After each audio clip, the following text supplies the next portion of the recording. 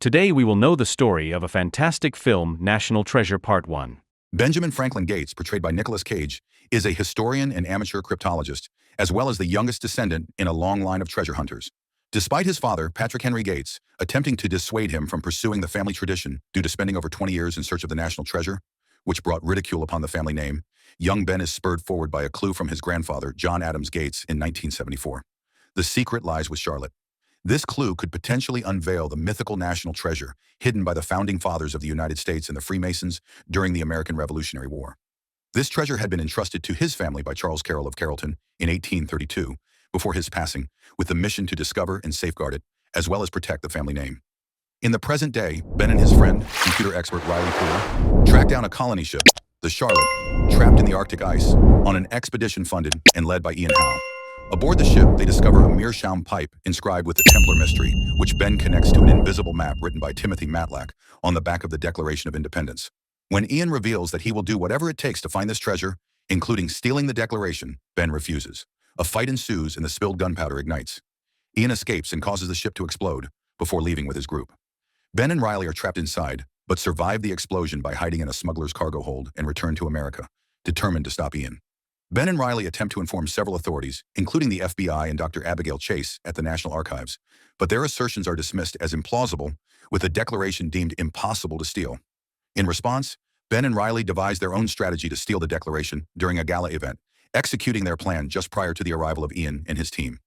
Abigail, wary of Ben's presence at the gala, becomes entangled with Ben and Riley as they flee from Ian and the authorities. Ben's identity is tracked to the theft, and they are forced to go to his father's home, much to Patrick's surprise and dismay.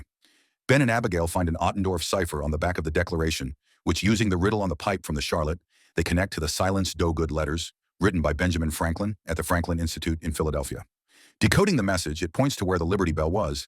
They then head to the top of Independence Hall at a specific time, 2:22, where the trio find a pair of spectacles with multiple colored lenses invented by Franklin that reveal additional clues on the back of the Declaration, here at the wall. The group is caught by Ian, and even though they split up, Riley and Abigail and the Declaration are caught by Ian, while Agent Peter Sadusky captures Ben, still with the glasses. Ian, masquerading as part of a prisoner exchange, deceives the FBI into a trap on the USS Intrepid, enabling him to capture Ben. With Riley, Abigail, and Patrick held hostage, Ian compels Ben to utilize the bifocals to uncover the next clue, directing them to Trinity Church in New York City. Hidden beneath the church, they discover a secret tunnel located behind Parkington Lane's coffin, leading to a vast shaft equipped with an elevator system. As they descend the stairs, the shaft begins to crumble slightly, but they manage to navigate it. At the bottom, they enter a dimly lit room illuminated solely by a lantern. Ben and Patrick cleverly mislead Ian into believing that the clue pertains to Paul Revere's ride, suggesting that the treasure is located at the Old North Church in Boston. As Ian and his men ascend to the surface, they leave Ben, Riley, Abigail, and Patrick behind, oblivious to the fact that Ben has intentionally deceived them.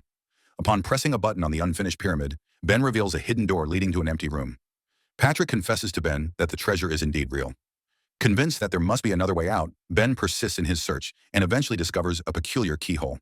Using the pipe from the Charlotte, he unlocks yet another secret door, unveiling a vast treasure trove that he has sought his entire life, along with a route to the surface. After returning to the church, Ben contacts Agent Sadusky, who discloses his affiliation with the Freemasons. Ben and Sadusky strike a deal. In exchange for the safe return of the Declaration and information on Ian and his accomplices' whereabouts, Sadusky will exonerate them. The treasure will be distributed among museums worldwide, and the Gates family will be credited with the discovery. Ian is apprehended by the FBI at the Old North Church and charged with kidnapping, attempted murder, and trespassing on government property. At the end of the film, Ben reveals that he and his team have agreed to receive only a 1% finder's fee from the U.S. government. Since Ben estimates the value of the find at $10 billion, this is enough to make him and his friends quite wealthy.